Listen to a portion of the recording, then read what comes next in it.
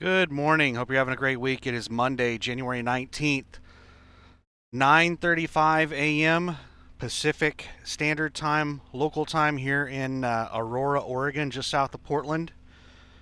It's let's see, what does it say? It says that it is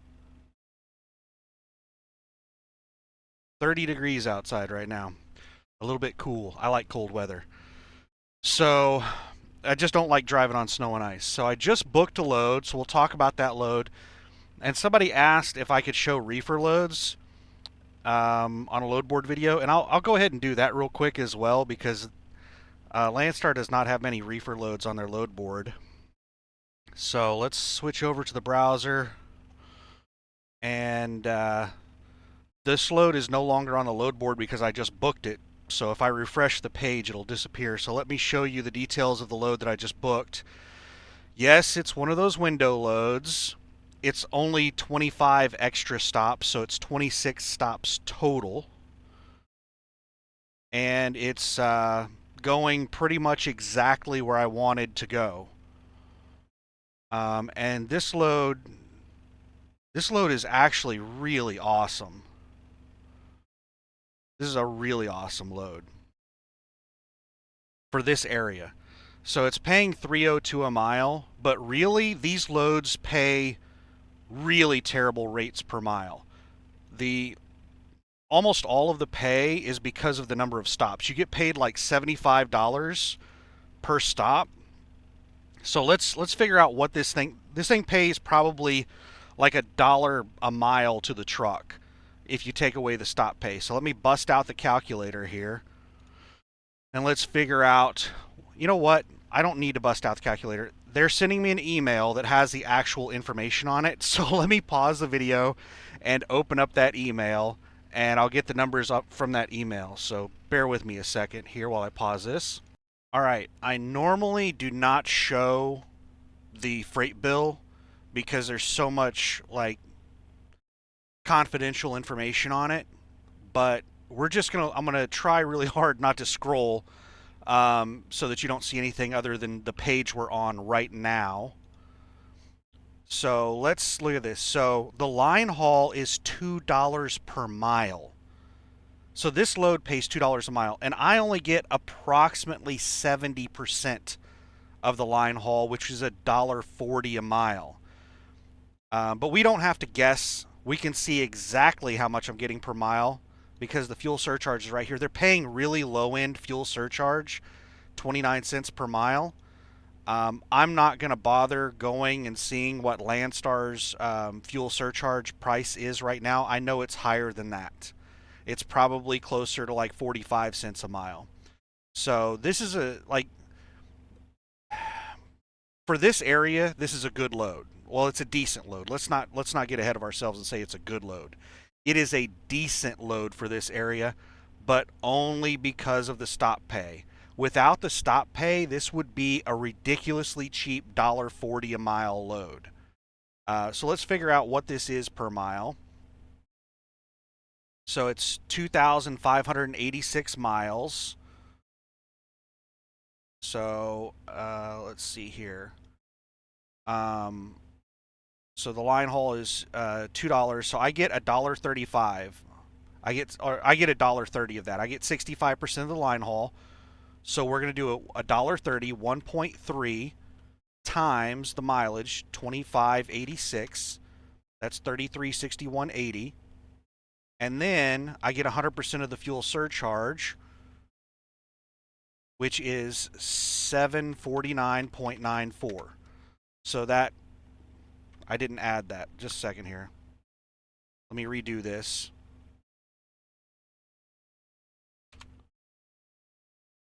I did a multiply instead of an add or something. I'm not sure. Times 2586. Now let's do add 749.94. So that's $4,111.74. Let's divide that by the mileage of 2586. That comes to $1.59 per mile. So I'm making $1.59 per mile on just mileage pay.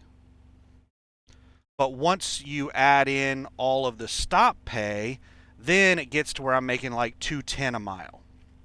We'll figure out exactly what I'm making on. I think I get 100% of the stop and unload pay. I can't remember. I can't remember the percentages I get 65% of some stuff. I get 100% of some stuff. But I remember that last time I did one of these loads, I was surprised that I actually got like 100% of like the unload pay or the stop pay or both. I think I get 100% of both. So let's add those two in. So that's $1,250 and $650. That's $1,900. So let's do four.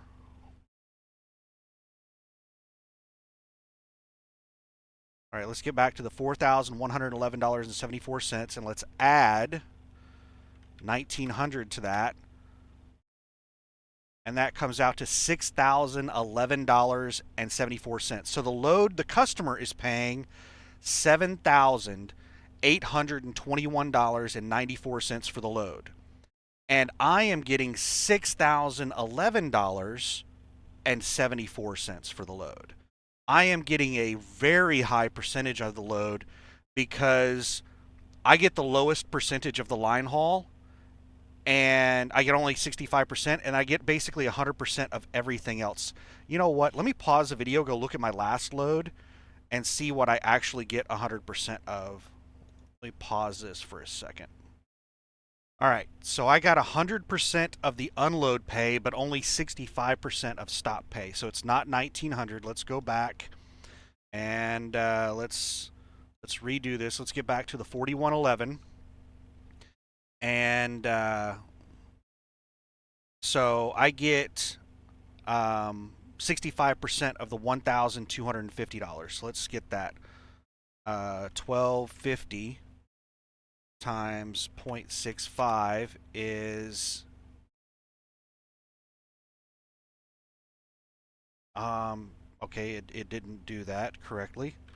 1,250 times 0.65 is $812.50 plus 650. I do get 100% of the unload pay, so that's $1,462.50. And what was that other magic number we had up there? It was 4111.74. So plus 4111.74. So the total amount of money that I'm getting paid on this load is $5,574.24. So the customer's paying $7,821.94, and I'm getting $5,574.24. So what is that per mile? So let's divide that by the mileage of 2586. So that's $2.15.5 per mile. Rounds up to 216 a mile. So around 215 a mile is what I'm getting paid on that. What percentage is that? So let's go back to 5574.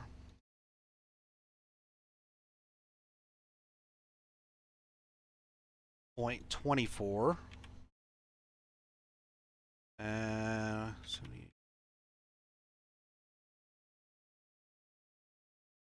That's 71.2%.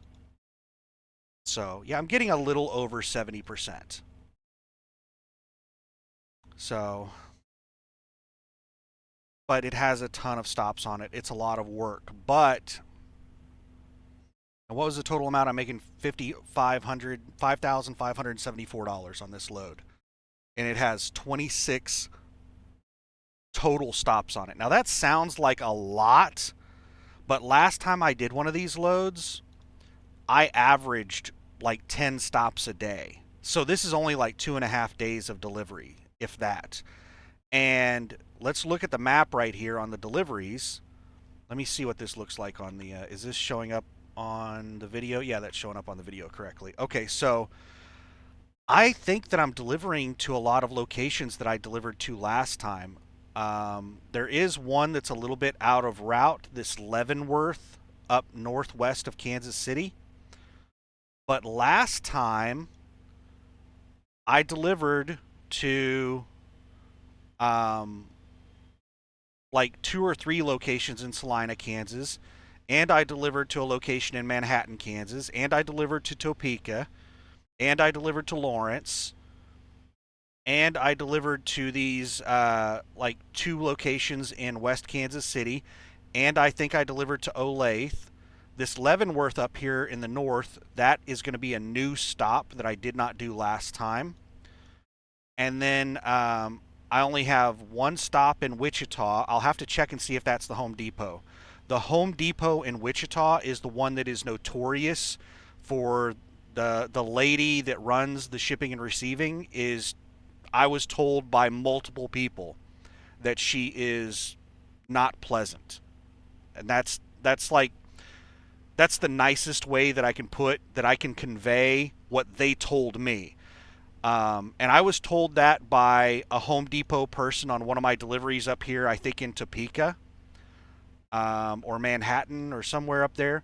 On one of my deliveries up here, on one of the Home Depots that I delivered to before I got to Wichita, I delivered early, and they told me that the woman in at the Home Depot in Wichita would not take me early, that she is really anal about appointment times, and she's just mean.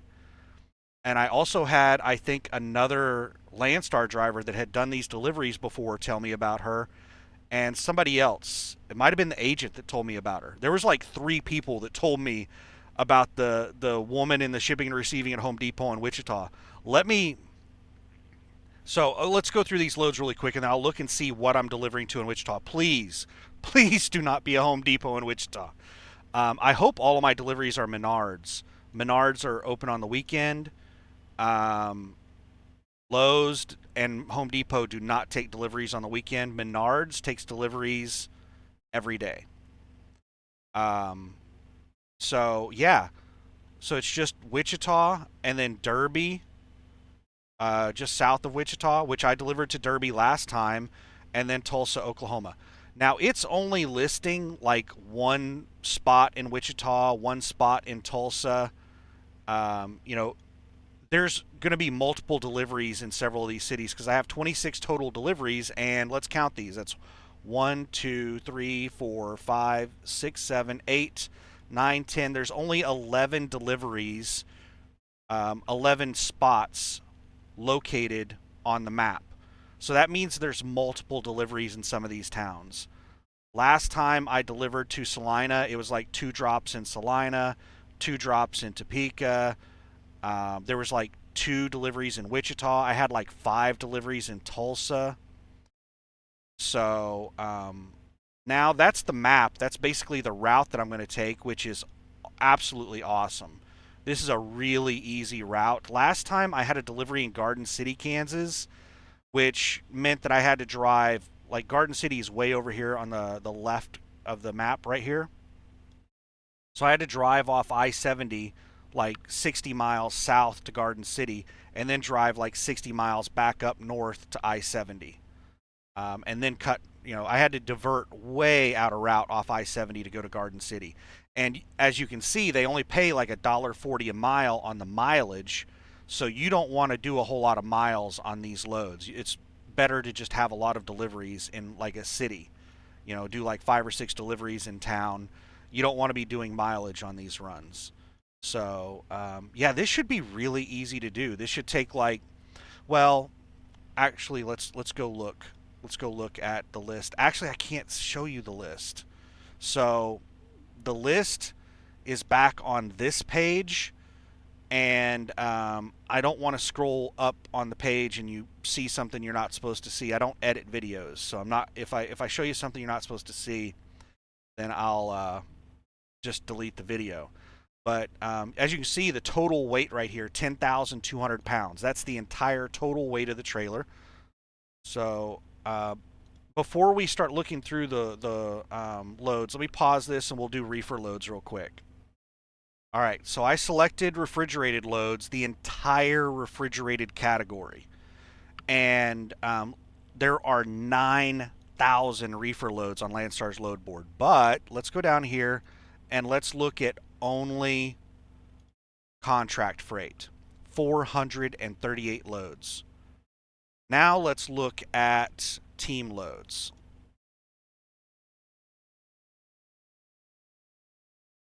So there's 7 team loads. So we're going to look at all reefer loads that are contract loads. I'm not going to bother looking at non-contract freight because that's spot market BS, and the rates that you see on there are not real rates, and the loads are typically already covered. They're not real loads, and there's usually a lot of drama. I typically do not show spot market loads on Landstar's load board.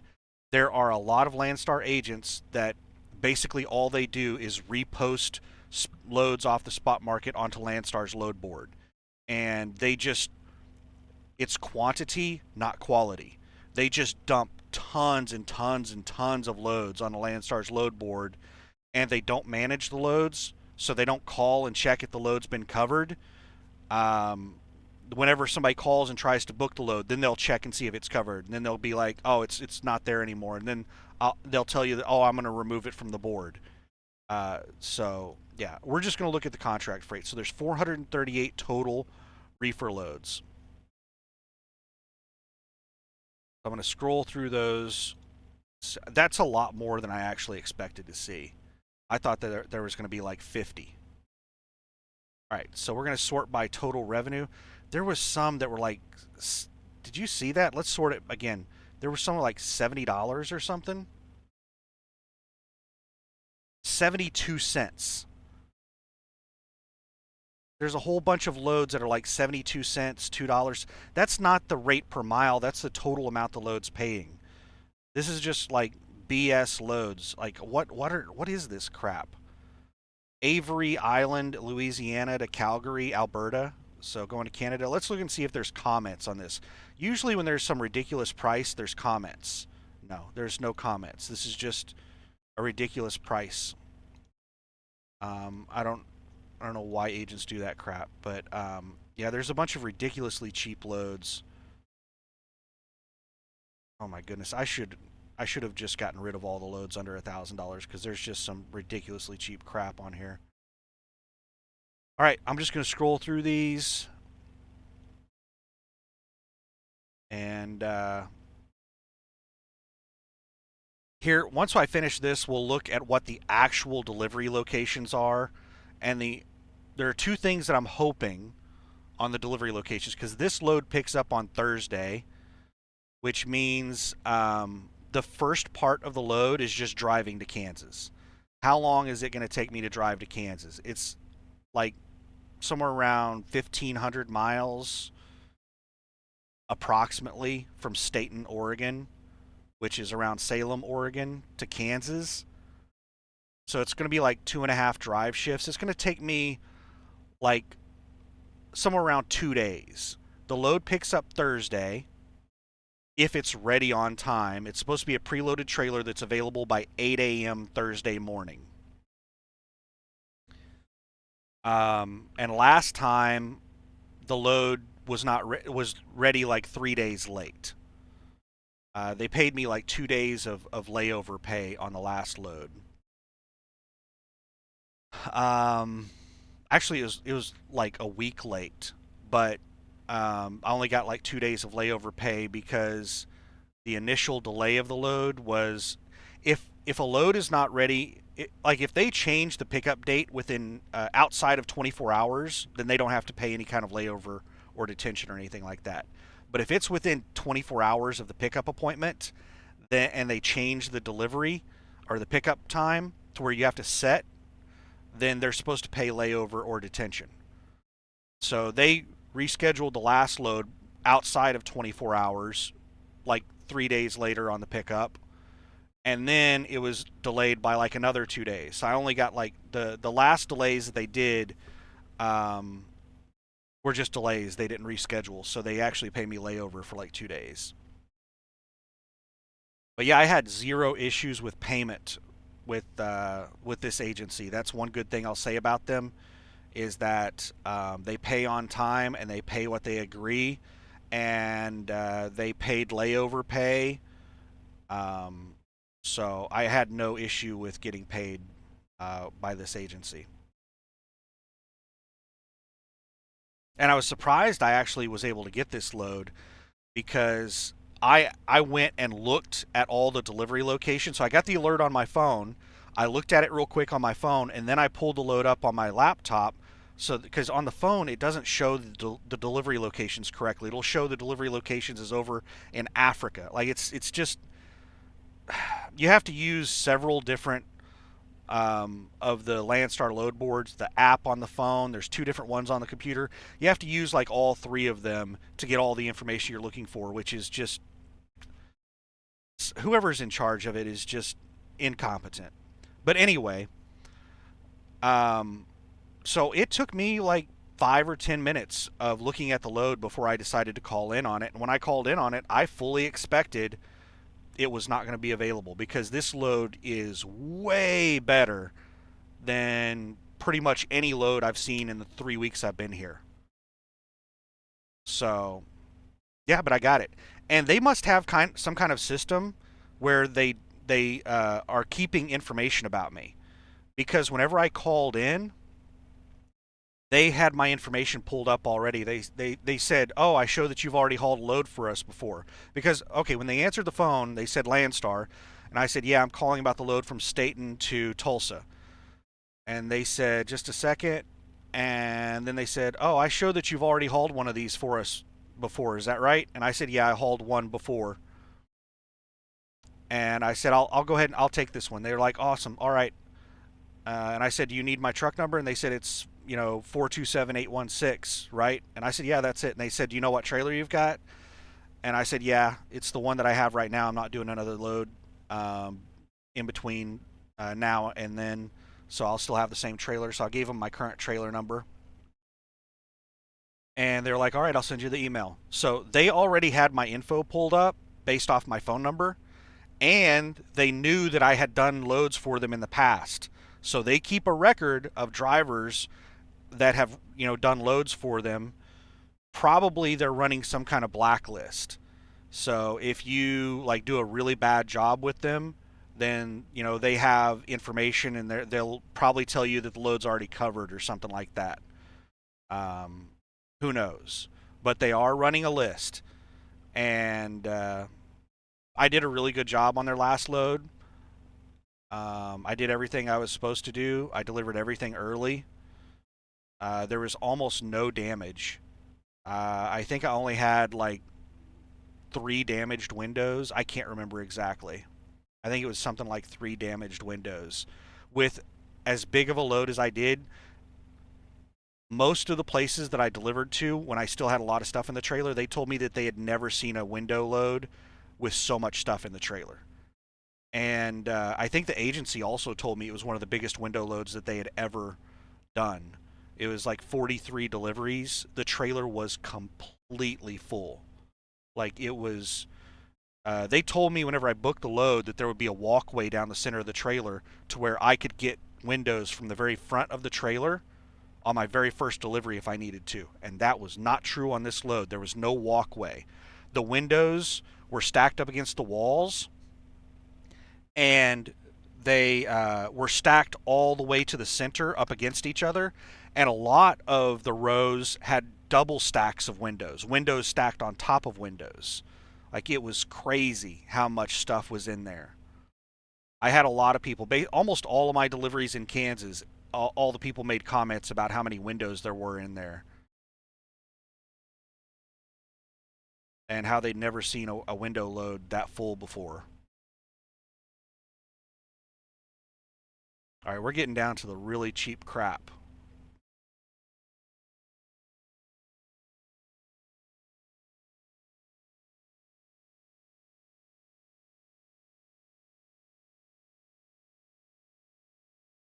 But yeah, the two things that I am hoping on the deliveries is number one, that I'm not delivering to Home Depot in Wichita, and number two, that all of my early deliveries are Menards, so that I can do deliveries on the first. I think I'm going to get there on Sunday. I'll Saturday or Sunday.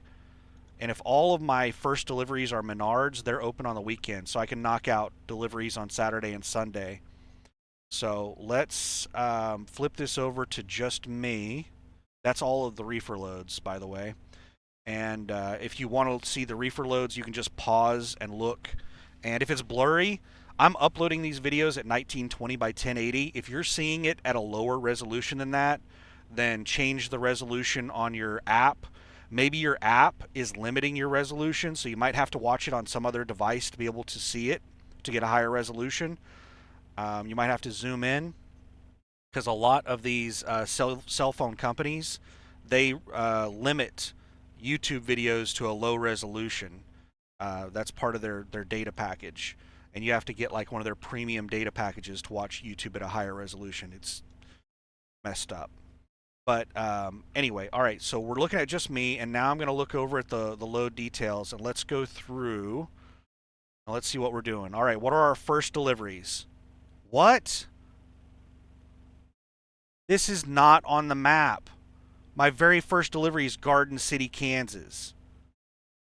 What the hell? That is not on the damn map. Oh, that pisses me off.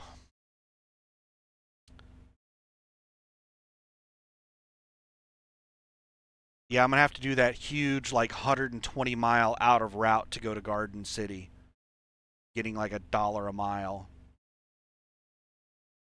Oh, that pisses me off. But it's a Menards. I can do that on the weekend. And then my next one is a Lowe's in Salina, Kansas. So the only one that I can do on the weekend is my very first delivery.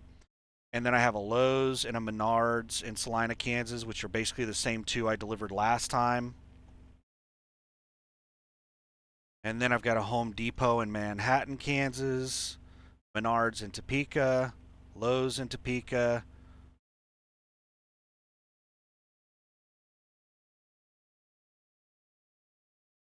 The only ones I'm really worried about are Home Depots. So, yeah, I'm going to have to set until Monday. The only delivery that I can do over the weekend is the Garden City, Kansas. And then I have to wait to do the rest of the deliveries until Monday. I can knock out the Menards in Salina, Kansas on the weekend.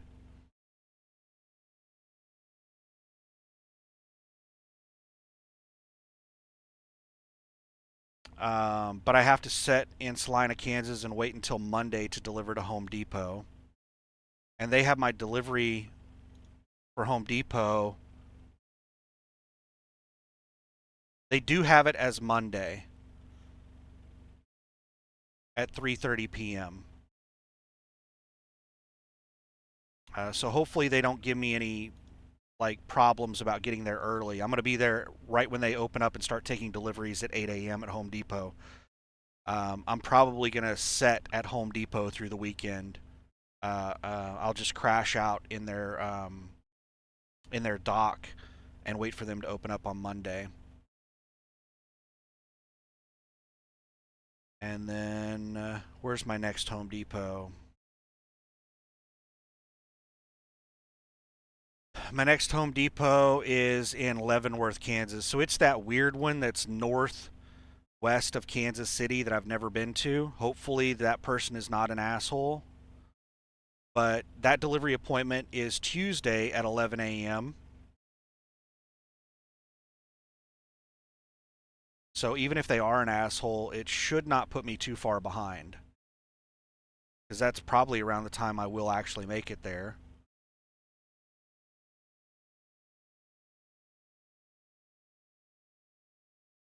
And then one, two, three, four, five. I have like 6 deliveries around the Kansas City area. All right, I have 2 deliveries in Olathe.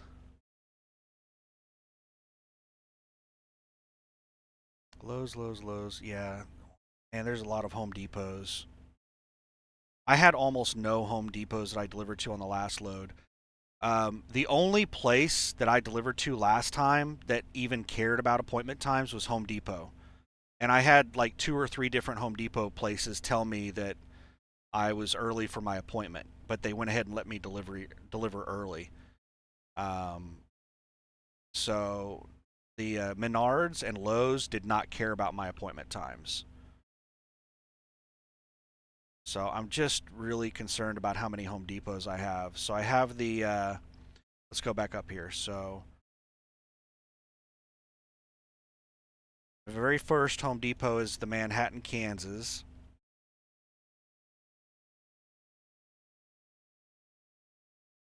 I think that's the guy that told me that he wouldn't take it early, and then I was like, "Well, I'll unload it. It's just like three windows."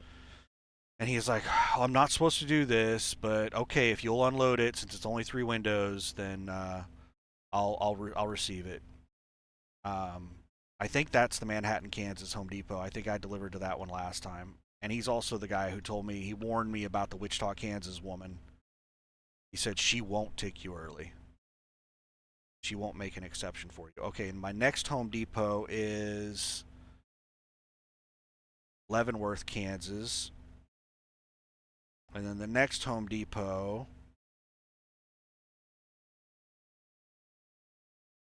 is Merriam, Kansas, which is the Kansas City area. And the next one's in Olathe, Kansas, which is southwest Kansas City. All right, now let's look and see what we got in Wichita. I've got a Menards in Wichita, another Menards in Wichita, a Lowe's in Wichita, another Lowe's in Wichita,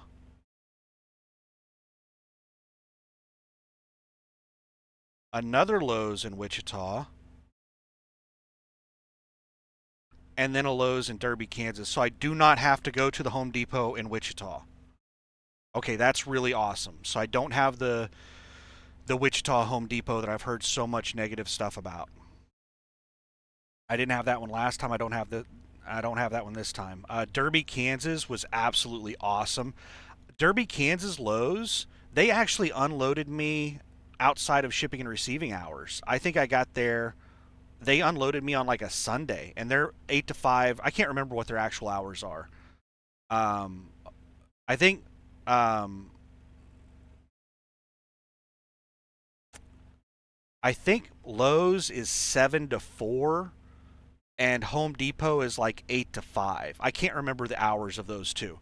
Menards shipping and receiving is anytime the store's open, but Lowe's and Home Depot have specific shipping and receiving hours. But I only had like one or two windows to deliver to Derby, Kansas, um, and I had a long way to drive to my next delivery, and I didn't want to have to sit there until Monday to do that. So I went in the store and found a manager and asked if they would sign for the delivery, and they were like, "Oh yeah, sure.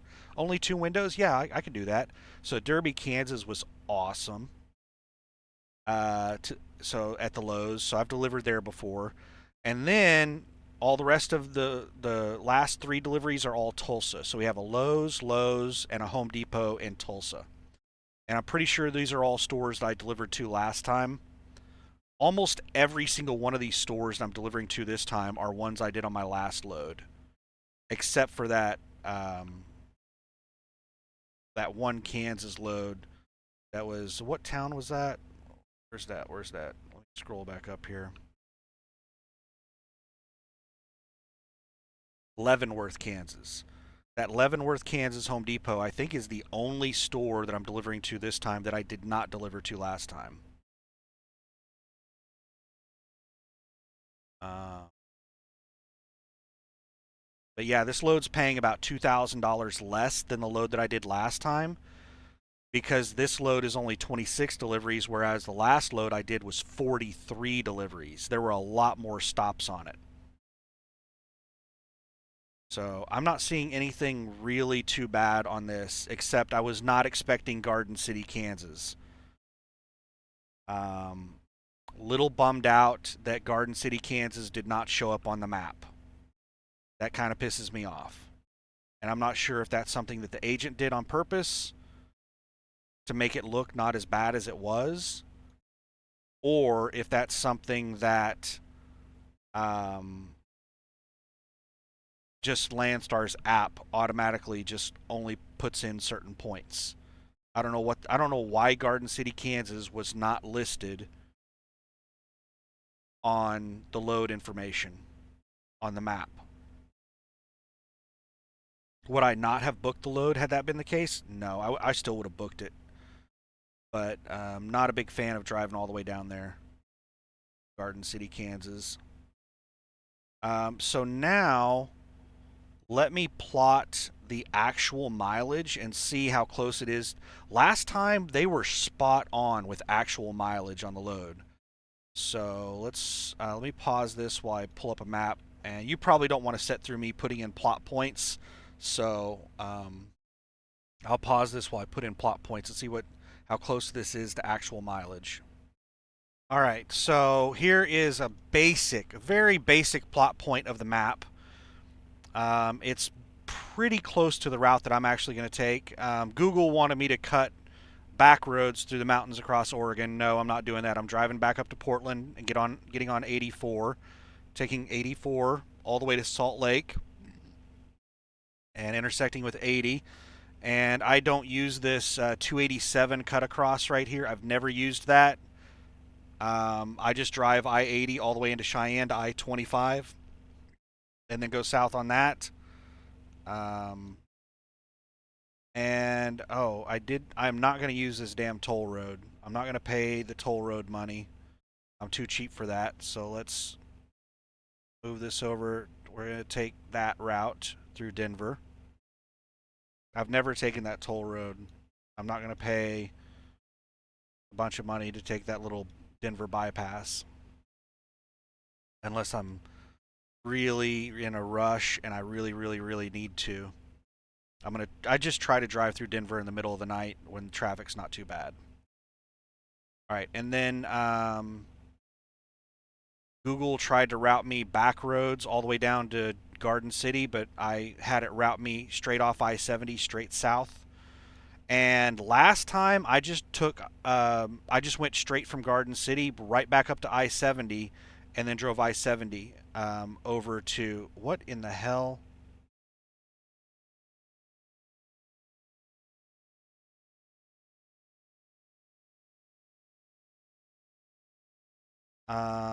Okay, Google has put some stuff out of order.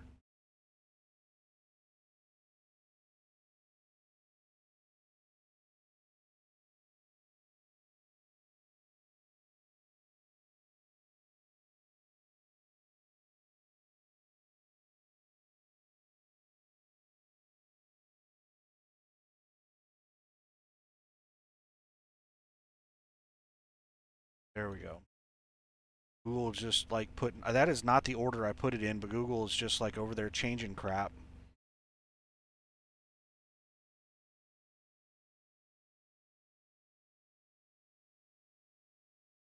All right, this has it at 2,411 miles, but I don't know if I'm actually going to back road like halfway across Kansas or if I'm going to do what I did last time and just drive straight back up to I-70. Back roading it, let's see how much it saves me. So right now we're at 2,411,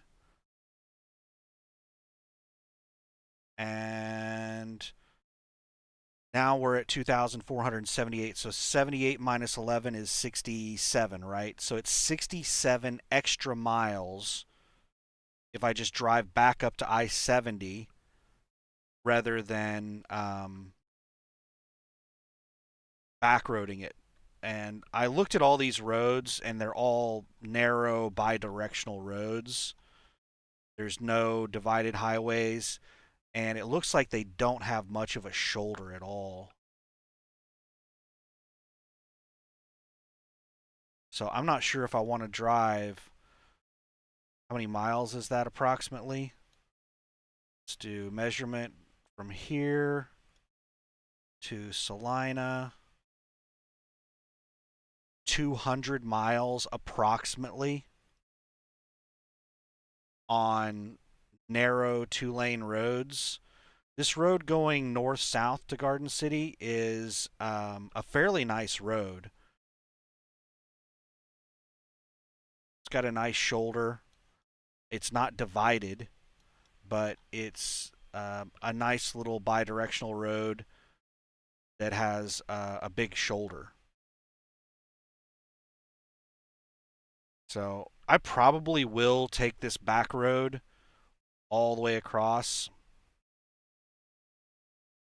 What I'll probably end up doing is taking this route right here. Um,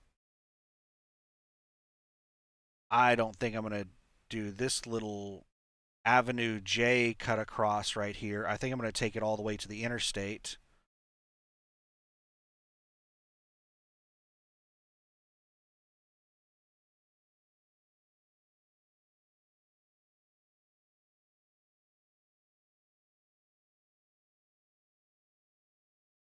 Right, it's not letting me drag anymore.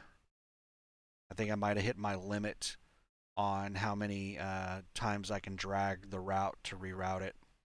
But that's really close to the route that I'll probably end up taking. 2,411 miles, but I did not put in every single little address because a lot of these like Wichita. How many deliveries was I doing in Wichita? Like five. I'm driving all over town. I'm probably driving 20 or 30 miles around in Wichita, but I didn't put in any of those places. This just has me driving straight through Wichita. So yeah, there's easily another 50 to 100 miles of just driving around in town doing multiple deliveries. So we're at 2,411 miles on this, and they're paying me. Let me pause this while I switch screens. They're paying me 2,586 miles. So, yeah, again, just like last time, they seem to be like paying real miles, like realistic miles. They're not paying short miles. So they're paying like address to address miles, actual route miles. So they're not shorting me on mileage. So yeah, everything looks good. Hopefully the weather is not too terribly bad.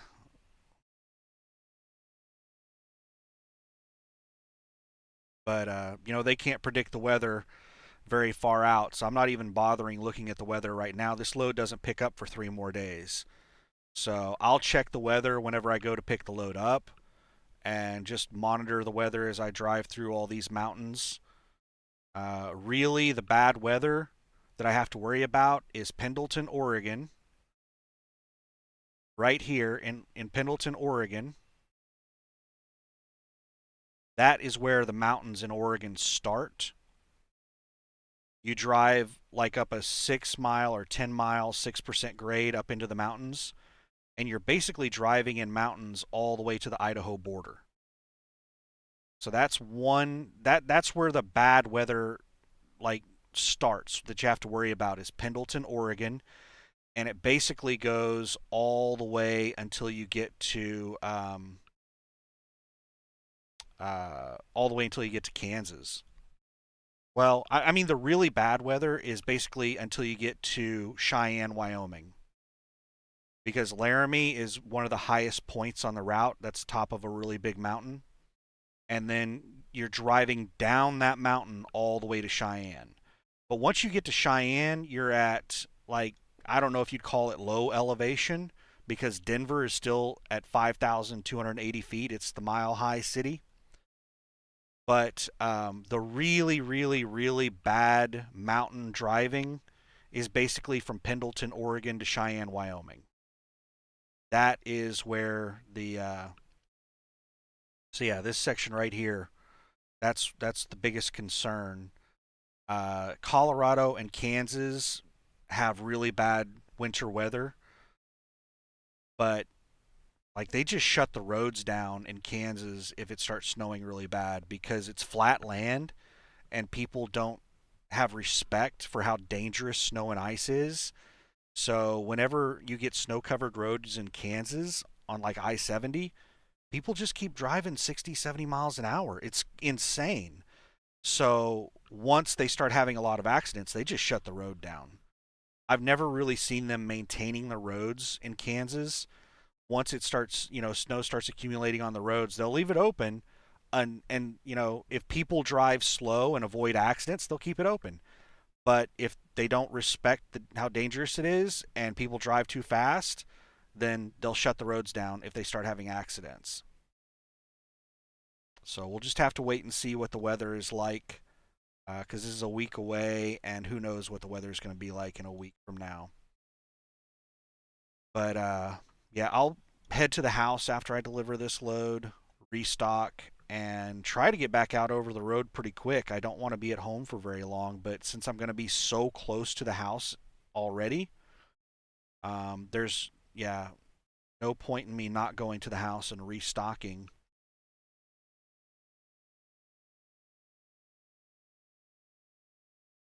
But that's gonna be the load going from Staten all the way to Garden City, Kansas, and then I'm doing local deliveries from this spot right here, this Menards in Garden City, Kansas. I'm going to be a local delivery driver across Kansas, all the way to Kansas City, Salina, Topeka, Manhattan, Kansas City, and then back down to Wichita, and then down to Tulsa, Oklahoma. I have, I don't know, like 3 deliveries in Tulsa. Can't remember how many deliveries are in Tulsa.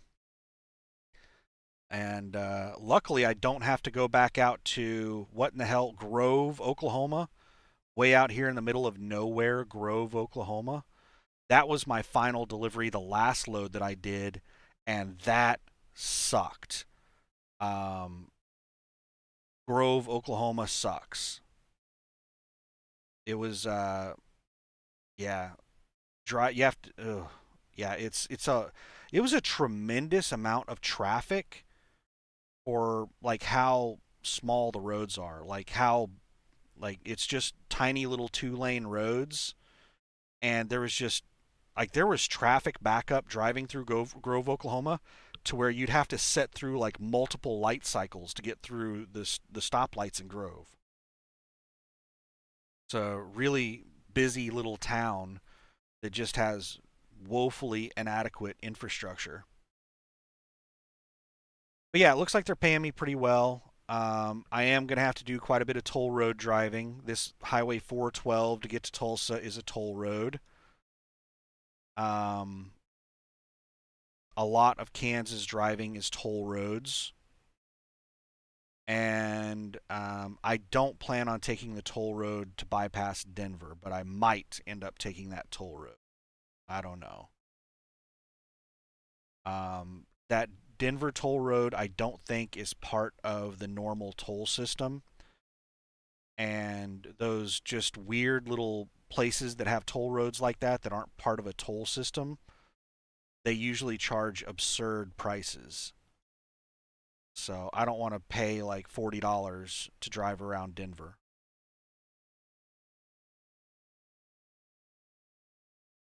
I typically get pretty good discounts on toll roads using what is it that I use? I use Best Pass, which seems to be what most truck drivers use.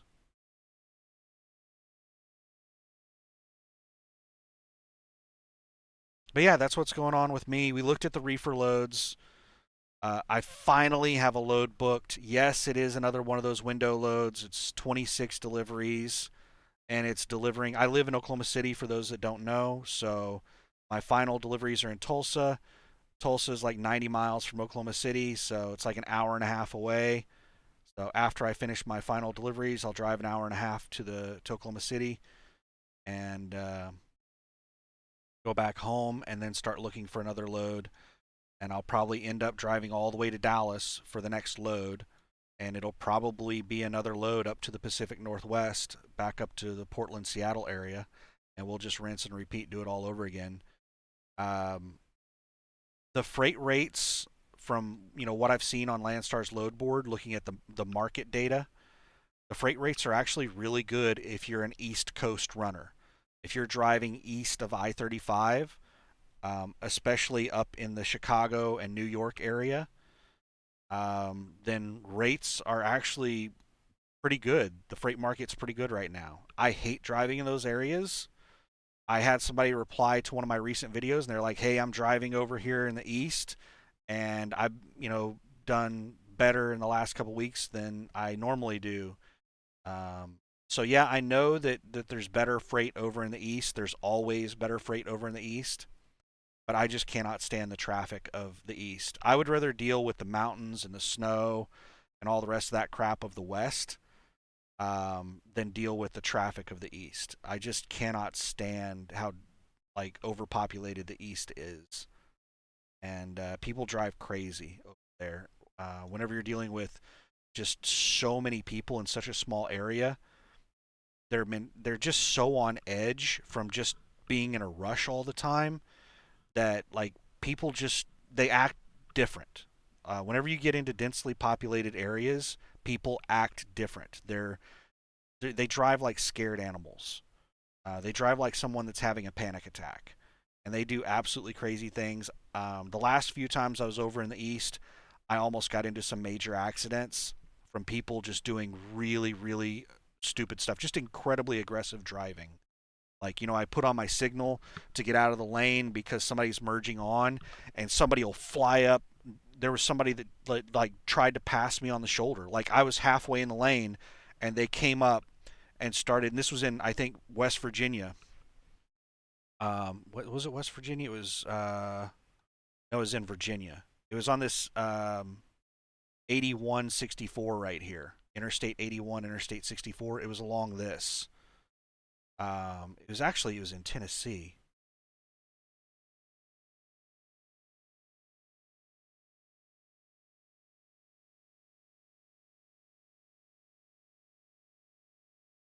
I take that back. Yeah, it was on Interstate 59. I'm pretty sure, or it might have been 75.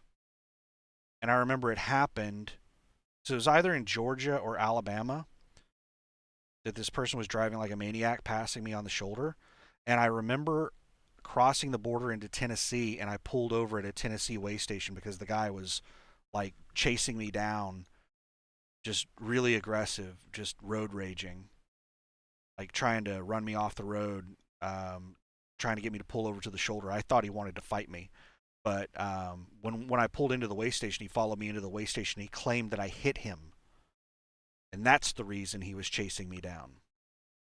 And the DOT officer was like, "Yeah, there's no damage on his car, and I can't see any damage on your vehicle, so like I can't write a ticket for anybody." Uh, and he has a completely different story than you. He claims that I ran him out of the lane, like he was in the lane, I pulled into the lane with him. But what actually happened was I was in the lane. I did a lane change, and he got pissed off because I moved in front of him. Whenever I turned my signal on, he was about 150 feet behind me, and he floored it as soon as I put my signal on. And I waited a couple of seconds, and then I started the lane change. Whenever I started the lane change, he was about 50 feet behind me. And then by the time he caught up with me, the front of my truck was all the way in the lane, and the back of my truck was like halfway across the lane. And he went out he went into the lane with me and tried to push me back out of the lane, but there was a UPS truck that just merged on in that lane. I couldn't get out. I couldn't go back over to the right lane. So he drove, and I just kept the truck was already in the lane, and the trailer just kept moving over into the lane. And so he just moved onto the shoulder, and he started driving down the shoulder trying to pass me. He made it halfway down my trailer on the shoulder, and then the shoulder narrowed because of a bridge or something. So he slammed on his brakes and fell in behind me, and then chased me, like flashing his lights at me and giving me waving his hand at me and stuff like that, and like trying to run me onto the shoulder and stuff. Like, I don't like driving in the East. I don't like being around those morons. They drive in that really dense traffic every day, and it drives them crazy. It's like I think it's very similar to like solitary confinement in prison. If you put someone into an environment where they're like overstimulated or understimulated for a long period of time, it drives them crazy. So whenever you put someone in isolation in like prison, solitary confinement for 10, 20 years, it drives them absolutely batshit crazy. And I think the same thing happens whenever you put someone in an environment where they're overstimulated. After years of overstimulation, it just drives them crazy. So yeah, I just don't like being over in the east. The people over there are weird.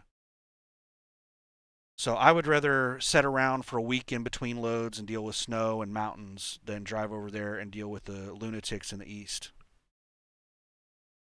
But that's what's going on with me. Um, so yeah, I got 3 days to hang out. So what I'm planning on doing is I was actually planning on going to a Home Depot to buy a belt for my APU because what am I on OBS here? Oh, I'm on the map. Let's flip it over to just me. And is it bright enough in here? The sun's up. Yeah, I guess that's bright enough.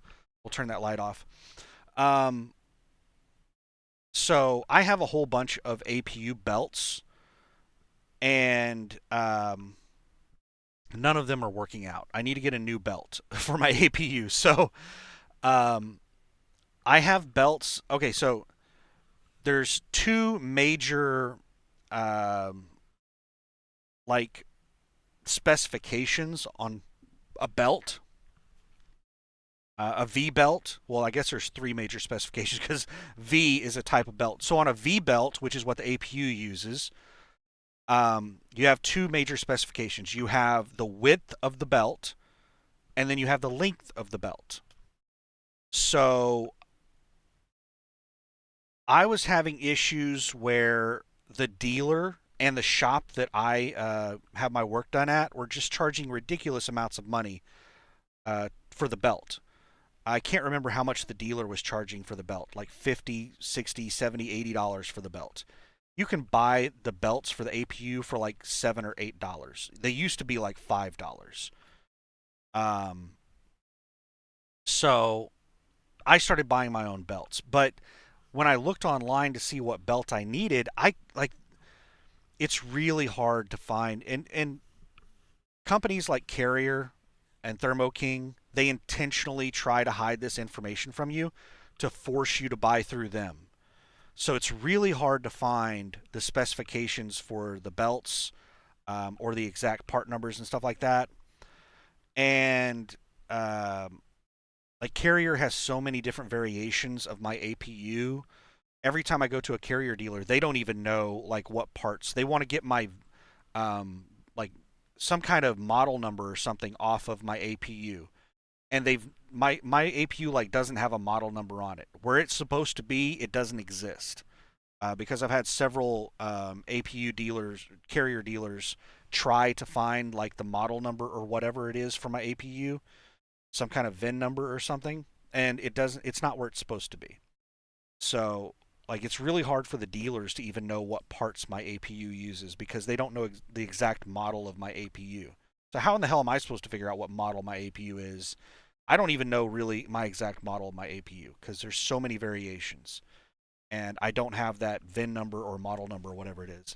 But anyway, so I just kind of had to wing it on what belt to get. And so what I did is I did a lot of searching online, and people were like, "Oh, this belt works with the Carrier APU." So I ordered belts that people say work with the Carrier APU. And what I've run into is I've run into two issues with it, and this is specifically with the belts that I have. Number one, I have belts that actually are the right width, which I know now is 3/8. The belt for my APU is a 3/8 inch belt, and everyone says it's a 35.5 inch length belt, but it should actually be a 35 inch belt, a little bit shorter than that. Um, so the belts that I have that are 3/8 inch, they're the correct width. Those belts that I have are such poor quality. They only cost me like $7 or $8. I bought three or four of them. I put them on, and within like 2 weeks, they've stretched to the point where they're slipping, and I have to go out there and I have to tighten the belt. And then after another couple of weeks, it stretches enough that it starts slipping again, and then I can't tighten the belt anymore. Like the belt is as tight as I can possibly get it, and the belt has stretched so much that I just have to replace the belt. So it's just poor quality belts that stretch too much. The other belt that I have that's actually really high quality belt. It's a really high quality belt and it's expensive. It's like $25 a belt. Are what's the brand? Starts with a G. Grange. I can't remember the brand name of the belt. It starts with a G, and it's a green belt. It's really expensive. Those do not stretch, but the ones that people told me to buy online that said that work with my APU are half-inch wide. They'll work, but they're too damn wide. They're so wide that they don't fit down in the grooves properly. So you have to have the belt really, really tight. Otherwise, it'll just slip because it doesn't fully go down into the grooves. So I'm wanting to go to Home Depot because they have belts for $7 that are 3/8 inch wide, that are 35-inch long, that are supposedly really high quality belts that don't stretch. So, yeah, I was actually looking at a Home Depot to go to today. I was going to see about going to a Home Depot and getting one of those belts, and going to a Walmart to restock some groceries. But I have enough groceries to last me until I get home, and I'm going to be delivering to Home Depots along the route. So what I'll probably end up doing is, um, was it the was it my very first delivery is a Home Depot in Topeka? Let me look at that. Let me look at that real quick. Let me go up here. Where's my first Home Depot that I was going to camp the night at? So I've got the Menards in Garden City, and then I have a Lowe's in Salina and Menards in Salina, and then a Home Depot in Manhattan, Kansas. Menards in Topeka, Lowe's in Topeka, Home Depot in Leavenworth.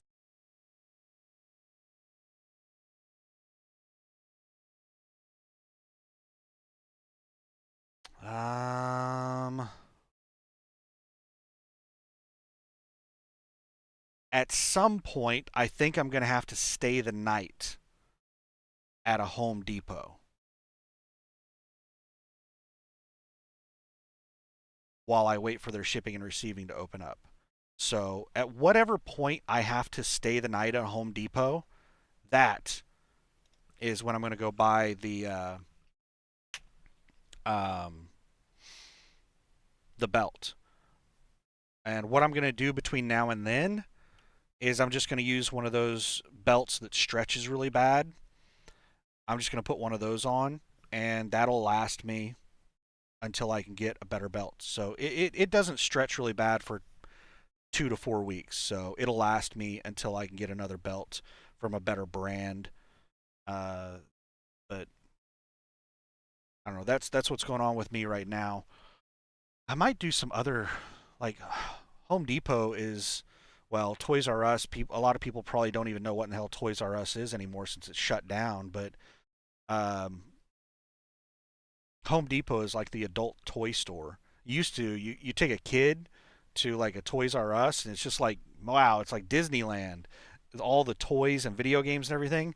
And now you get me into a Home Depot, a Lowe's, a Menards, some home improvement store, and I'm just walking around. I want to buy everything. it's, it's like a toy store for adults. So yeah, there's a whole bunch of stuff on my list that I might end up buying while I'm at Home Depot. We'll have to wait and see. But anyway, that's what's going on with me. I should end this, wrap up the video, and whenever I pick the load up, I'll start making more videos. And hopefully this load doesn't cancel on me. Hopefully we don't have any cancellations. I really haven't had issues with the window load cancellations. The only account that I have to really worry about with cancellations is the Google account. The Google account cancels a lot of loads. Oh, another account that cancels a lot of loads is the Saya account. The LTL accounts, like Saya and FedEx. I haven't really done a lot of FedEx loads. Saya is really the only LTL that I've done a lot of loads for, and they have a huge problem with cancellations. So yeah, Google loads and LTL loads. Those are the ones that I have to worry a lot about with cancellations.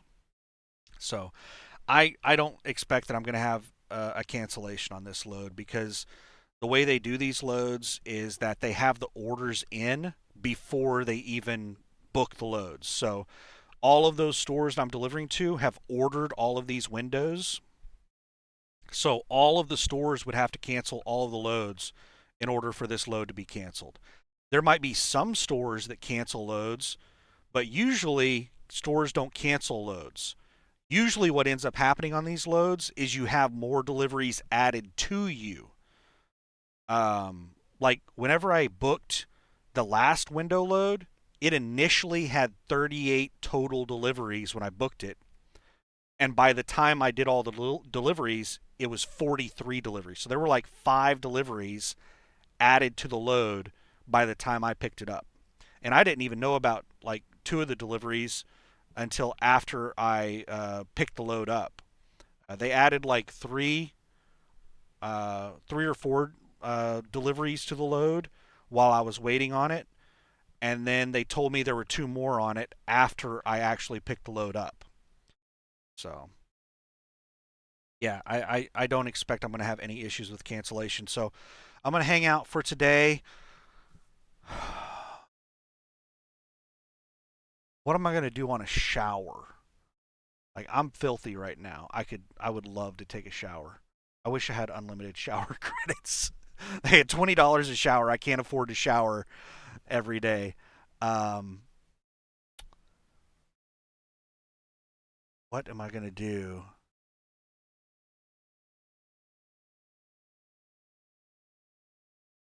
I think I don't even know when I'm going to go down to pick the load up. I'm not sure exactly when I'm going to go pick the load up because let's think about that real quick. Let's look at the map.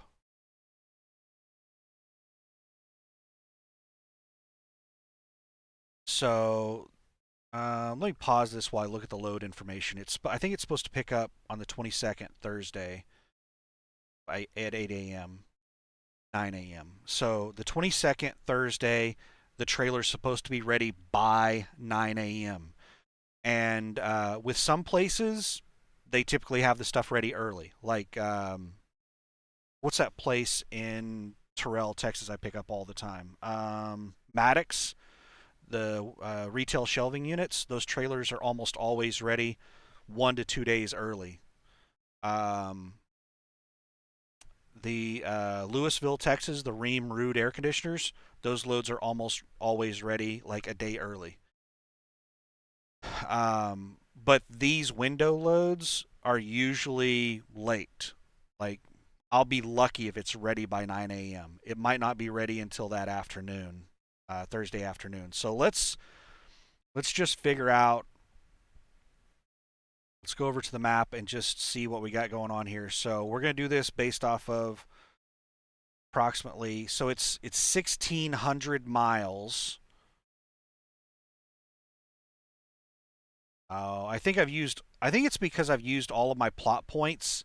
It won't show me the mileage. Usually, whenever you hover your cursor over a spot on the route, it'll tell you what the mileage is. But I think because I've used.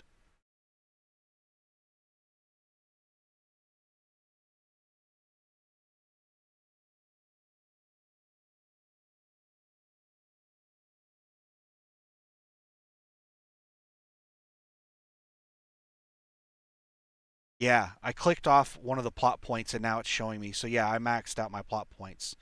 That's the reason it was doing that. All right, so it's 1,674 miles or 1,680. We'll go 1,680 to Garden City. So let's think about this. Let's say it's ready at 9 a.m. So my first drive shift is 12 hours. So 9 a.m. until 9 p.m. Staten, Oregon. So they just posted another window load to Buckeye, Arizona. And I most likely can't do that load because I'd have to drive through California. Yeah, I'd have to go through California. It would be a tremendous number of out of route miles to bypass California, and I can't go through California. I'm not legal in California. Okay, so first drive shift, let's say it's about 600 miles. So that should get me about halfway in between Boise and Twin Falls. So that would be Thursday night at about 9 p.m. I would be here. Then I take a 10-hour rest break so I can start driving Friday morning at 7. So Friday evening at 7 p.m. I would be at about 1,200 miles. That puts me at about Laramie. So that's 7 a.m. till 7 p.m. So Friday at 7 p.m. I'm at Laramie. Take a 10-hour break. I can start driving in Saturday at 5 a.m. So Saturday at 5 a.m., that would allow me to make it through Denver pretty early in the morning, bypass traffic. So I start Saturday at, what was that, 5 a.m.? And it is 1,200 to 1,680 miles. So that's 480 miles. That's 8 hours. About 8 hours. So I start at 5 a.m., 8 hours. So I should arrive Saturday by about 1 p.m. in Garden City at Menards.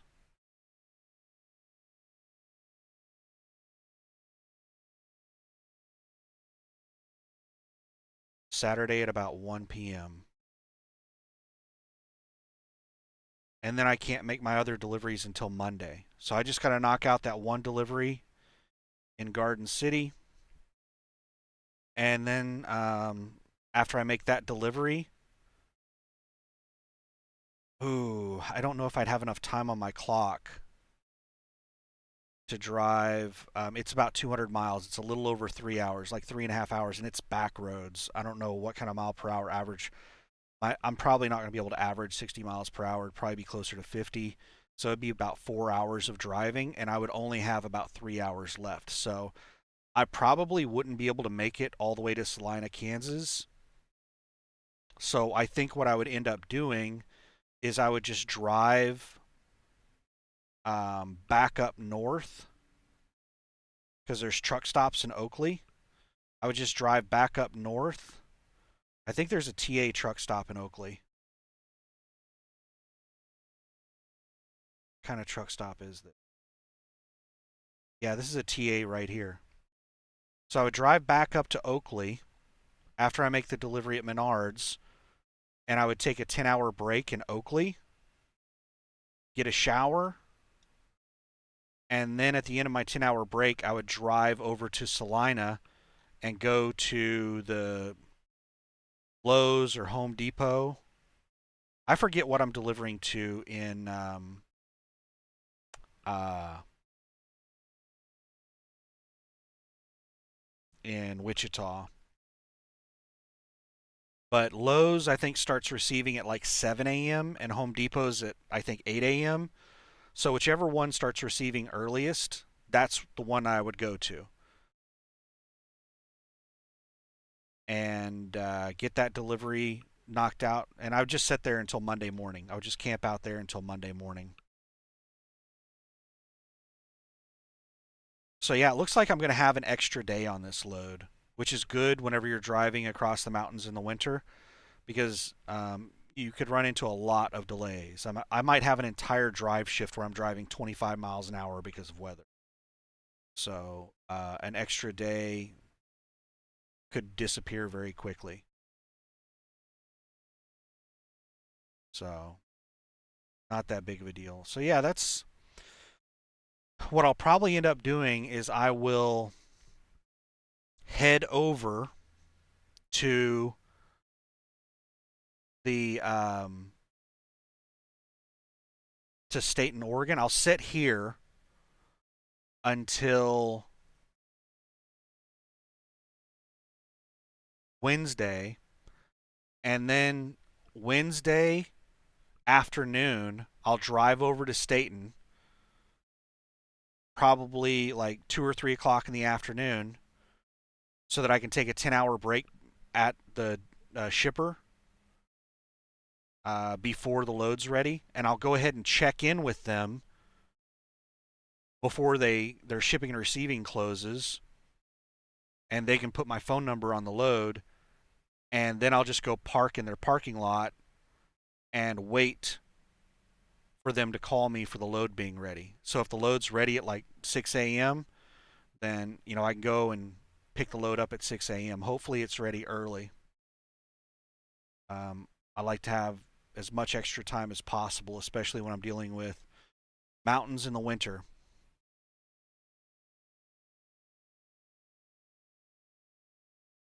But that's the big plan on the load.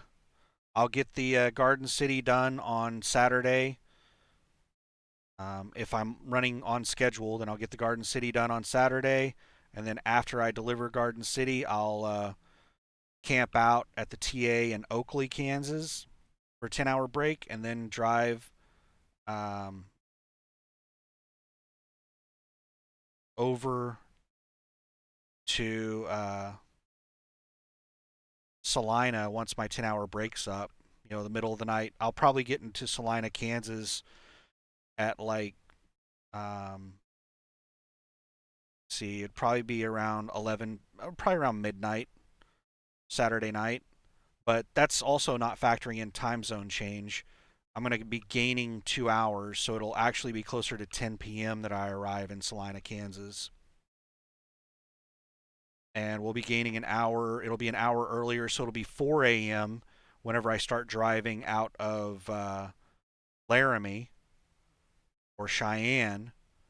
So I should be able to make it through Denver by 6 a.m. I'll be all the way through Denver by 6 a.m. And I should actually arrive to Garden City by about 11 a.m. because of time zone changes. So yeah, this is looking like a really really nice schedule. This should work out really well as long as we don't have any bad weather. So I'll just hang out here, and what I'll probably end up doing is I'll pull over, throw in 60 gallons of fuel. Let's see what the price has gone up to, because the price has been shooting up. It was 230 a gallon like a week ago, and it was 260 a gallon just a day or two ago, just a few days ago. Now it's 266 a gallon. So it's gone up 36 cents a gallon in under a week. Um, and it's been almost all discount. The pump price has changed. There's been almost no change in the pump price. We've just been losing our discount. So our discount like a week ago was like $1.75 a gallon. Now it's down to $1.38 a gallon. So we've lost what is that? 37 cents. Wait, is that? 40 to 75 is 35 cents. Yeah, we've lost 37 cents in discount in like the last week. So that means that we're on, I'm pretty sure, I don't have access to the contracts, so I don't know for certain, but I'm pretty sure that we're on a cost plus discount with TA Petro. So that means that the cost of the fuel has gone up for TA Petro, but they haven't increased the price at the pump. So their profit margin has gone down. So our discount has gone down. So yeah, 266 a gallon is the current price. So I would really like to take a shower today, but what I think I'll end up doing is I'll go put in 60 gallons of fuel to get a shower credit probably today. And then Wednesday, right before I drive over to the shipper, I'll take a shower. Because I can't afford to be like taking a shower every day. It's just too expensive. I have to like use my shower credits and my points conservatively so that I don't have to pay out of pocket for showers. And I don't want to take a shower today, and then I show up at the shipper Thursday, and that means I haven't taken a shower since Monday, so that's like 3 or 4 days without a shower, and I show up at the shipper real stinky. Um, so if I take a shower Wednesday, then I should be good to go all the way until I get uh, uh, to Garden City Saturday, and then I can take that shower at the TA in Garden City, and then I should be good to go to make all the deliveries because all the deliveries are only going to take like 2 days. So I can go 2 to 3 days without a shower. Oh, yeah. I know people out there that, people out there that run really hard. You don't have a shortage of shower credits. You have tons of shower credits. But me, because I don't run very hard, I don't get many shower credits. So I usually go 3 or 4 days in between showers. Otherwise, it just gets too damn expensive paying out of pocket for showers. So yeah, I think I'll go and put in 60 gallons today to get a shower credit, and then I'll just like use my. Let me show you these. There are a whole bunch of things that I have in the truck that I highly recommend everybody get. This is one of the things that's really awesome in the truck. It's they're just wet wipes. They're not antibacterial or anything like that. They're just regular wet wipes. They are, what are they called? Moist wipes is what it says on the label. These I get from Sam's Club, and they're pretty cheap. You buy them by the box, and it has, I don't know how many of these are in a box. 5 to 7 or something. I can't remember how many, but one of these packages lasts me a long time. These are really thick, really heavy duty. They're like towels.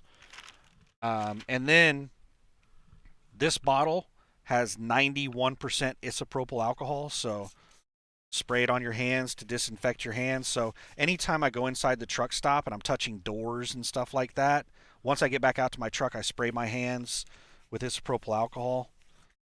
You know, get rid of all the viruses and bacteria.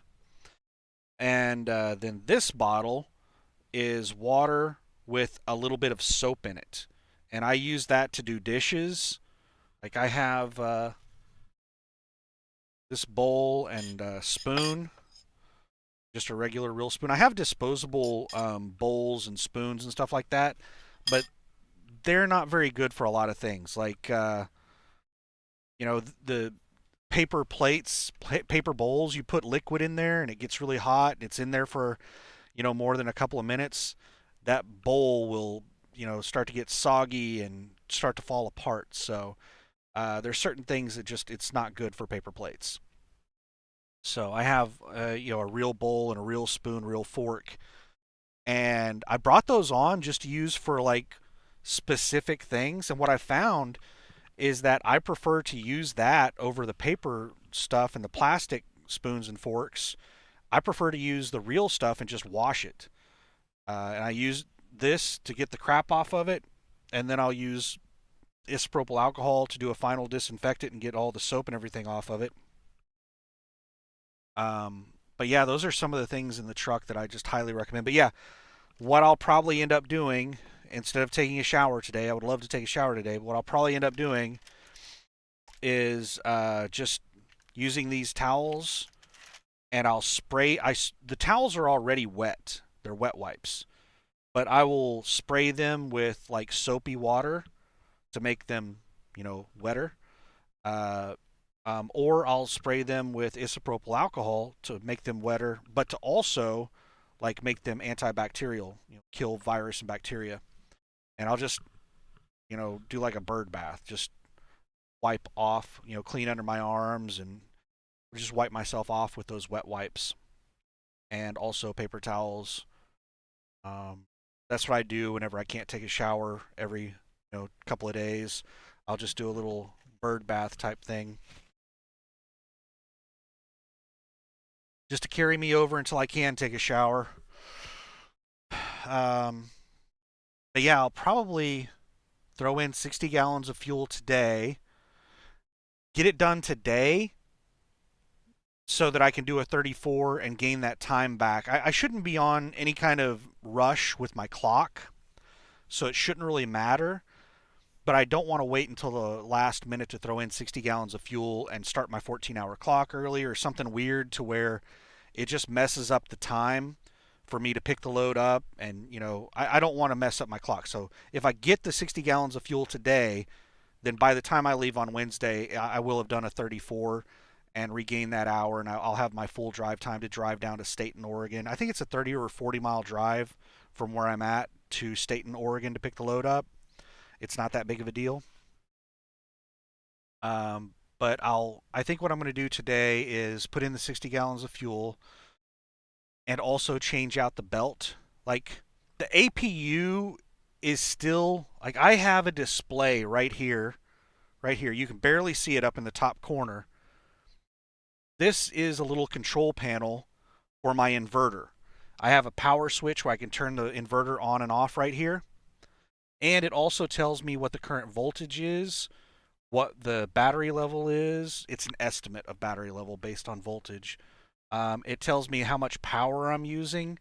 It tells me my AC output voltage, 120 volts. Um, it has a lot of information on here. And my APU with the belt that it has on there right now is still doing a pretty good job, but it's not putting out the amount of power that it could if the belt was on there really well. I can tell that the belt is slipping based off of the voltage whenever the APU is running. I'm so familiar with this APU that I can tell when the belt's loose based on the voltage on here. And the belt is loose right now. So I think I'm going to put on one of the belts that stretches really bad and deal with that until I'm able to get a better belt at Home Depot, and then I'll install that better belt.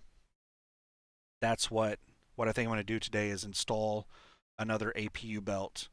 It's really easy to replace the belt. Um, and a lot of these dealers will charge you like an hour minimum to tighten the belt or to replace the belt. They'll charge you 1 hour minimum, which a lot of these places are up to like $160 per hour. That is insane. And the dealer, a lot of the dealers, I've actually had dealers that charge me like $8 for a belt, which is basically like retail cost. But a lot of the dealers have crazy markup where they'll charge you, 20, 30, 40, $50 for a belt and then $160 to replace it. So you're paying over $200 to replace a belt on your APU that if you were to go out there and do it yourself would cost you $8. That's the kind of stuff that you have to learn as an owner operator to like you just get taken advantage of out here. If you just completely rely on other people to do stuff for you, the price gets absurd. There's a lot of really simple things that you can do yourself that can save you hundreds or thousands of dollars versus having somebody else do it for you. So yeah, the I've learned to do a lot of stuff on the APU myself to avoid the crazy prices. So yeah, we'll do that today. It's supposed to get up to 46 degrees or 47 degrees between noon and 3 p.m., which we're getting really close to that point right now. So I think I'll go and get the fuel and get the APU belt put on while it's a little warm. And then we have the national championship football game tonight, I believe. So I'll watch that. Who is that? That is Indiana and Miami. Now, I don't know if any of you watch sports ball. I'm not a big sports ball person. I haven't really been into sports ball since I was in high school. It's been a long time. Like back in the 90s is the last time I was really big into sports ball. And the only reason I was really big into sports ball back then is because I played it. But Indiana, I am not surprised that they made it all the way to the national championship. I, like I said, I don't follow sports ball anymore, but I've been watching the college football playoffs. And Indiana is incredibly impressive. Like they are really, really good. Like they are a really good team. They have been just incredibly dominant in every single playoff game I've watched them play. Like they are really good. I would not be surprised if Indiana had like 10 plus people on their team going into the NFL. They are just crazy good. Like, um, I think Indiana's going to win. I'm really surprised that Miami made it to the championship. And if you watched or listened to my last video where I talked about the college football playoffs, I said that the two teams that I was cheering for was OU, the University of Oklahoma, because I live in Oklahoma. So I support any Oklahoma team. But I have this dream of moving down to Florida. Florida is the state that I want to move to. I want to buy a yacht. When you use the word yacht, it makes it sound like hey, this snobby rich person. No, when I say yacht, I mean like a 34-foot sailboat that costs like 20 or 30 grand. I want to like sell everything I have, sell my truck, sell my car, sell my house, liquidate everything, buy a 20, $30,000 34-foot sailboat, and live off the coast of Florida, down there in the Florida Keys. And I've done some research into it, and I think I would do my home address in Port St. Lucie because every county south of Port St. Lucie has increased boat registration prices. Like you pay double boat registration if you register your boat or you live in a county south of Port St. Lucie. So I would probably put my living address as Port St. Lucie. That's where I would have my mailbox and stuff like that at. And that's my dream. I don't know if I'll ever be able to do that, but it's what I would really like to do. And so because of that, and because I have relatives in Florida, I've been to Florida quite a bit because I have relatives that live there. Um, my One of my relatives graduated from the University of Florida. She actually took me on a tour at the university whenever she was going there. She graduated top of her class. I can't remember what the valedictorian of universities is called, summa cum laude or some crap like that. I can't remember what it's called, but whatever the valedictorian is of like a college class, she was the valedictorian of her um, Florida Gators, University of Florida, Gainesville, Florida, the Gators. Whenever she graduated, last I heard, she was a school teacher in Florida. Oh, what do we got here?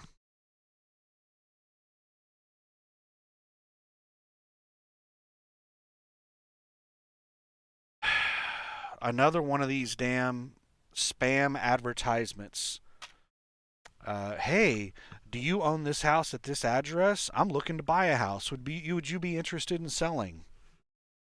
These people, a lot of those are scams, and a lot of them are just developers or house flippers that are looking to pay nothing. Like they'll offer you like $50,000 for the house. It's absolutely insane. I don't respond to that crap. Um, but yeah, Florida is like there are a few states that I've either lived in or I want to live in or I have some kind of tie to them, and those states I support, like Nevada. I lived in Nevada for a while. I support Nevada teams. So Oklahoma, Nevada, and Florida. Those are the I those are my states that I have ties to. So I was cheering for the University of Oklahoma and the University of Miami in the college football playoffs. I'm really surprised that Miami has made it to the national championship game. I'm going to be cheering for Miami, even though I haven't seen a team as dominant as Indiana. I don't know if I've ever seen a team as dominant as Indiana. Even back when Alabama and Clemson were just really dominant, I don't know if they were as dominant as Indiana is. Um, I I was expecting teams like Ohio State and Georgia to be making it to the national championship. I think most people were. Um, I was really surprised at who has won the games, but I don't think Miami has a chance against Indiana. I hope it's a good game. I hope it's a competitive game, and I hope Miami wins. But I also kind of hope Indiana wins. Being that university that's not really known to have a good football program, um, and their coach, their head coach, seems a little bit arrogant and abrasive, and I love it because I'm a blunt person. I'm an honest person. A lot of people don't like that about me because a lot of people they like to be lied to. They like fluff. I've actually had managers at jobs tell me that I need more fluff. I'm too blunt. Like I get to the point too quickly, and I need to schmooze people. I need more fluff. And I'm like, no, I don't. You don't know what you're talking about. And I just kept doing what I was doing. And the manager couldn't do anything about it because I had like perfect like statistics, metrics. I hate metrics so much because they're so easily manipulated. I didn't manipulate the metrics. I was just damn good at my job. And I would have people like I did technical support. I would have people that I would get into arguments with on the phone or in email or in a chat. I did lots of different types of support. And we would argue back and forth, and I tell them, no, this is the way it is, and they'd be like, no, I don't think that's it, and I'm like, no, this is it, do this. And they would argue with me, and they'd eventually do what I tell them to do, and they would fix it, and they'd be like, okay, that fixed it. And then you would expect whenever they got a survey that they would talk about how I was hard to deal with, I fixed the problem, but I was hard to deal with. No, and they would give me like a negative review. No, all throughout the entire time I worked in technical support, I had like 100. We had something that was called customer satisfaction surveys, and I had like 100% surveys for over a decade. And my manager kept telling me I was an abrasive person and I was too blunt. And people just want their shit fixed, is what it is. And if they're going to try to take me off in a direction that's not going to fix their stuff, then I need to rein them back over here to where we're going to get it fixed. But anyway, yeah, I don't mind that their coach is blunt and a little bit arrogant and abrasive. I'm very much the same way. I don't have a problem with that. I would prefer somebody who's blunt, abrasive, and honest over somebody that is really nice and fluffy and lies to me. So, yeah, I appreciate bluntness and honesty. And he's able to back up his arrogance. So, I don't have a problem with that either. If you're arrogant and it's not deserving, then like I can't stand that. But if you're arrogant and, it's justified, then, you're just being honest in my opinion. Like I don't have a problem with arrogance that is backed up. Um, Maybe you should have a little bit of humility, but like I don't really have much of a problem with that. So yeah, I really like the Hoosiers. So with the two teams that made it into the national championship, I would not be disappointed with either one of them winning. But I will be cheering for Miami because I am a Florida fan. Florida, the state in general, not like a specific team in Florida. But yeah, hopefully Miami wins. Hopefully it's a competitive game. But I will also be really happy if the Hoosiers win, and I kind of do hope the Hoosiers win. I don't know. There's a little, even though even though I'm a Florida fan, I do kind of hope the Hoosiers win because there's so many people out there that it doesn't matter how good you are, it doesn't matter all of the accomplishments that you achieve. If you don't win that last game, they just completely forget about everything else. So the amazing season that the Hoosiers have had, and it's not just this season, it's last season as well. All of that will be kind of like tossed aside and forgotten if they don't win this national championship. So, kind of hope they win. Miami has won national championships recently, so Miami doesn't really need to win this national championship. I think Miami has done a great job just to get here, but the Hoosiers need this. They need it. So, kind of hope they win it. I don't know. I am planning on watching the game. I don't watch a lot of sports ball, but I am planning on watching the game. And hopefully it's a competitive game. I have a bad feeling that the Hoosiers are going to kick the crap out of Miami. Miami's, I, I haven't watched many games. Miami's a solid team, but Indiana is just wow. Especially Indiana's defense. Indiana's defense is amazing. So I think Indiana could end up beating Miami like 40-7 or something like that. I think it could be a non-competitive game, but hopefully it is a competitive game. We'll see. We'll see. And something that could like have an impact on the game is the Miami quarterback Carson Beck. He went out and made a really dumb statement. He was just being honest, but honesty is not always the best policy. A lot of people will take advantage of your honesty. Um, he was asked by some reporter, what have you been doing preparing for this game? Has the have college classes been rough or anything like that? And he laughed. He's like, I don't take classes. I graduated 2 years ago. He was just being honest. Like he got his degree a couple of years ago, and he's probably doing the absolute minimum classes just to be enrolled in college and meet NCAA requirements. I'm sure he's not doing anything. Um, all right, this looks like a cabinet load. The SUL agency, Independence, Oregon to Plymouth, Indiana. I'm I'm I'm actually surprised at how many load alerts I'm getting. This load is $9,415, paying $2.52 a mile. Those are the full rates. I only get about 70% of that. So this load is not very good. 12,000 pounds, 12,739 pounds. Two loads back to back. Call for more details. Whoa, that is crap. Independence, Oregon to Plymouth, Indiana. Two loads back to back? What? 7 total stops? Or 7 extra stops, so 8 total stops. Two loads back to back. So you're going to go do some deliveries. You're going to take a load from Oregon to Indiana, and then you're going to get reloaded and then go do some deliveries. So they've just packaged two crappy loads together. I used to have that particular agent blocked because they posted so many trash loads. I would just get like 20 or 30 load alerts a day from that one single agent because nobody would be booking their terrible loads.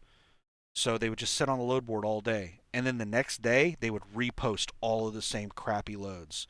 And after like 2 weeks of that, I just got tired of it and I blocked that agent so I wouldn't get any more of their load alerts. But I eventually unblocked them. So, yeah. Anyway, um,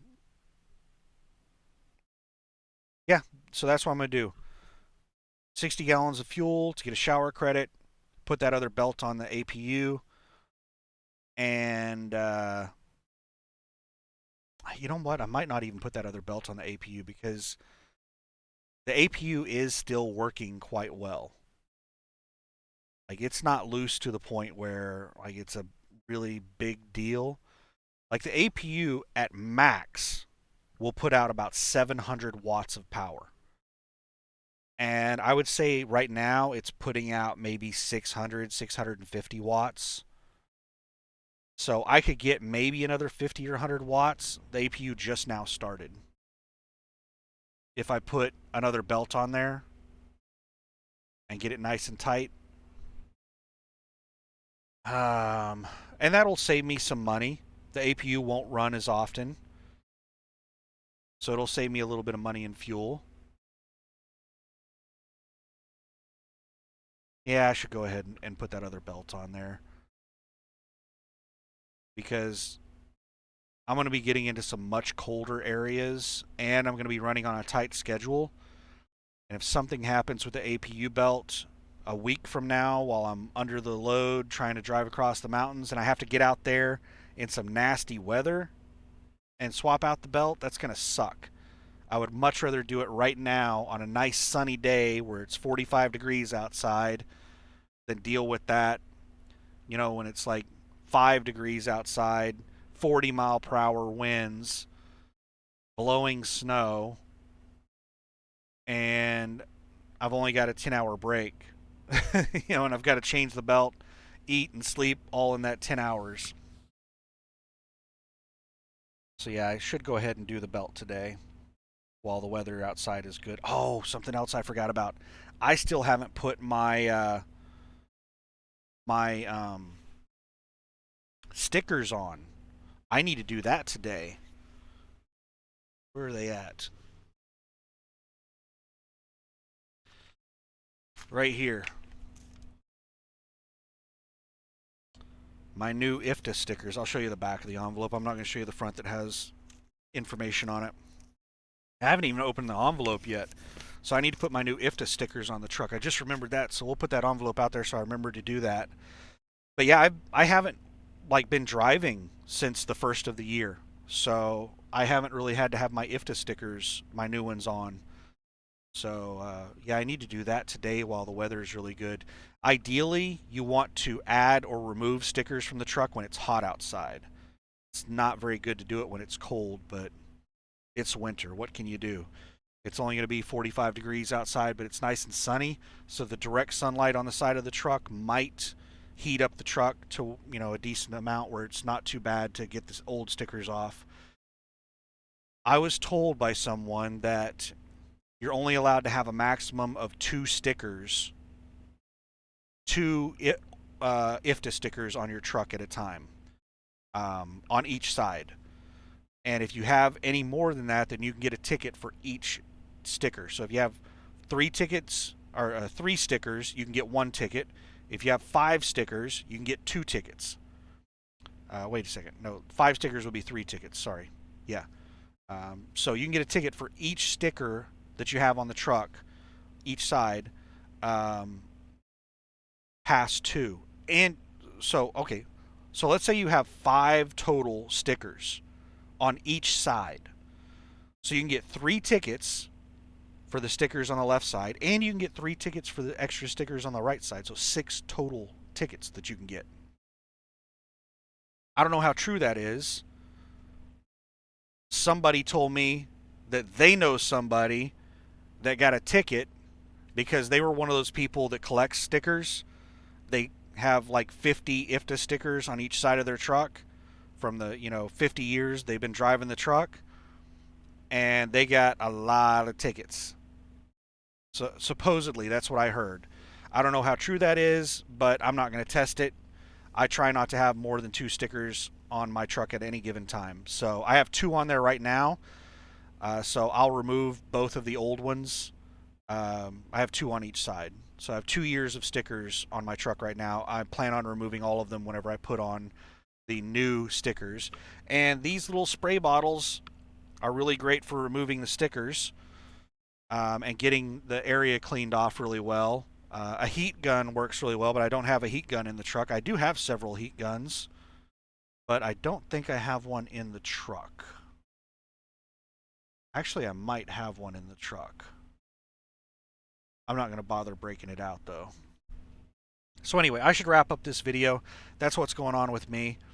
And I need to get all that stuff knocked out, and then we'll watch the football game tonight, and I'll have a couple of days to hang out at the truck stop, and then go pick up that load in Staten, drive across the country, and do a whole bunch of deliveries across home improvement stores, and then go to the house. And I need to do some work on the truck while I'm at the house, and then head back out over the road. Again, I can't afford to stay at the house for very long. So anyway, hope you're having a good one. Bye.